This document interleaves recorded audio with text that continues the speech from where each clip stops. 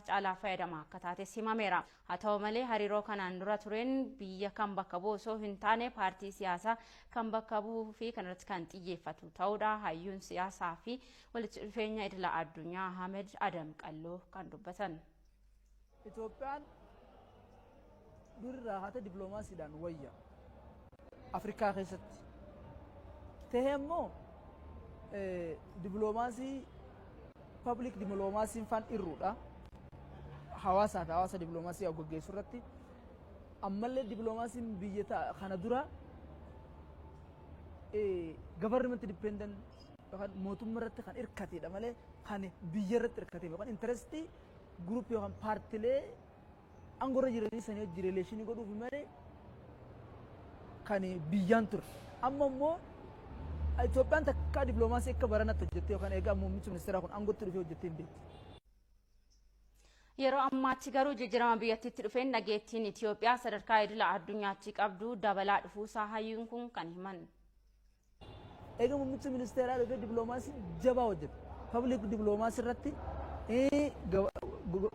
government dippiloomaasii waan addaatti hojjetame waan duraan hin beekamne hojjetame. Biyyi kun akka dhageettii harkattu godhe. Takka Itoophiyaan miidiyaa addunyaa irrattis ta'e namoota bebbeekamaa addunyaa irratti akka egaa muummichi ministeera aangoo qabatee haasawamteettis dhaamteettis hin beektu. Miidiyaalee akka Fox News miidiyaalee gurguddaa addunyaa kanarraatitu waa'ee Itoophiyaatti jadeeffate jechuudha jijjiirama dippiloomaasiin gaggeeffame. Dhageettiin Itoophiyaa dabalaa dhufuu isheetiin hariiroon biyyoota ollaa waliin qabdu gonfachuu qofa osoo hin taane waldhabdee biyyoota biroo hiikuu keessattis gahee ishee baachaa akka jirtu dubbatan. Ammas nuti Horn of Afrikaan jiddugaleessa poolitikaa addunyaa international terroristiin asiin deema.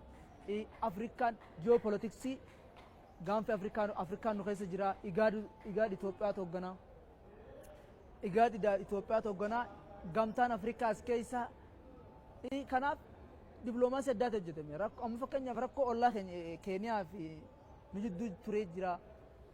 Eertiraadhaan waggaa 20 kan waliin arkin furmaanni dhufee jira. Miidilistii rakkoon waan baay'atuuf miidilistii deemanii muummichi ministeera Qaatarfaa